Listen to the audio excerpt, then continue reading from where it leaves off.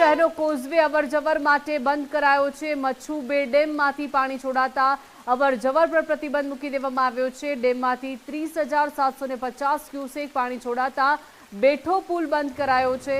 Police, મનપા, ફાયરની team બંદોબસ્તમાં ગોઠવાઈ ગઈ છે। મોરબીમાં આજે સવારથી જે રીતે ભારે વરસાદ વરસી રહ્યો છે તેને લઈને મોરબીના જે જીવાદોરી સમાન મચ્છુ બે ડેમ છે તેના દરવાજા ખોલવામાં આવ્યા છે અને લગભગ 30,750 ક્યુસેક પાણી જે છે હાલ મચ્છુ નદીમાં છોડવામાં આવી રહ્યું છે।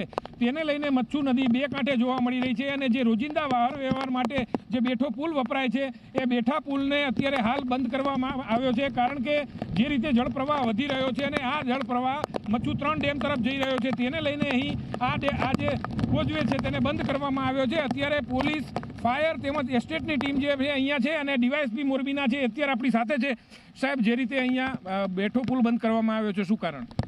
મોરબીના જે બેઠો પુલ છે તે એ ડિવિઝન અને બી ડિવિઝન વિસ્તાર છે, જે મુખ્ય ટ્રાફિકનો પુલ હોય છે ને બેઠો પુલ છે, અને અત્યારે મચ્છુ 2 અને મચ્છુ 3માં પણ હમણાં પાણી છોડવામાં આવશે, જેથી કાયદો વ્યવસ્થા માટે કોઈ આપત્તિ ન સર્જાય, કોઈ પાણીમાં ડૂબમાં ન જાય, તેથી અહીંયા જે રહેતા છે એમને પણ હટાવી દીધા છે। અમારી સાથે ફાયરની ટીમ અને કોર્પોરેશનની ટીમ પણ છે અને પોલીસનો એ ડિવિઝનનો બંદોબસ્ત રાખેલો છે દરબારગઢ બાજુ, અને બી ડિવિઝનનો જે છે મંદિરથી આગળની સાઈડમાં ત્યાં પણ બંદોબસ્ત રાખેલો છે। અને અત્યારે બેઠો પુલ સંપૂર્ણપણે બંધ કરેલ છે અને મીડિયાના માધ્યમથી પણ હું મોરબીની જનતાને એક રજૂઆત કરું છું કે આ બેઠા પુલનો કોઈ ઉપયોગ ન કરે। ઉપરના પુલમાં પણ ઘણા બધા માણસો જોવા માટે આવે છે મચ્છુનો, તો પણ ત્યાં ટ્રાફિકની વ્યવસ્થા સર્જાય એમ છે, તો પણ કોઈ ઉપરના પુલમાં પણ ઊભા રહી અને કોઈ ટ્રાફિક જામ ન કરે અને બિનજરૂરી કોઈ કામ ન તો એ સિવાય કોઈ બહાર ન નીકળે।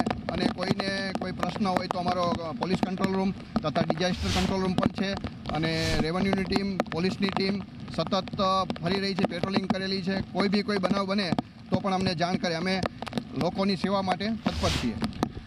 જે રીતે વરસાદ વરસી રહ્યો છે અને રેડ એલર્ટમાં મોરબી છેલ્લા આવતા 4 કલાક સુધી છે, તેને લઈને જે સમગ્ર પ્રશાસન છે એ ક્યાંક ને ક્યાંક એલર્ટ છે અને લોકોને પણ બિનજરૂરી બહાર ન નીકળવા માટે અપીલ કરવામાં આવી રહી છે। નિલેશ પટેલ, ગુજરાત ફર્સ્ટ, મોરબી। તો મોરબી જિલ્લામાં ભારે વરસાદની આગાહી છે। જિલ્લા પંચાયત હસ્તકના 16 રસ્તા બંધ કરાયા છે। આરએનબી હસ્તકના 2 રસ્તા પણ બંધ કરવામાં આવ્યા છે।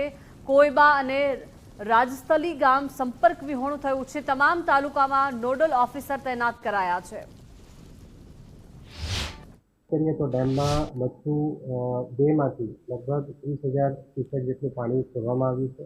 મચ્છુ 3માંથી પણ લગભગ 7,500 જેટલું પાણી છોડવામાં આવશે। એ સિવાય જે ધારાધોઈ ડેમ છે ત્યાંથી પણ પાણી છોડવામાં આવ્યું છે। તમામ નાગરિકોને પણ અપીલ છે કે અત્યારે સાવચેતીના ભાગરૂપે જેટલું શક્ય હોય ઘરેથી નીકળવાનું ટાળે।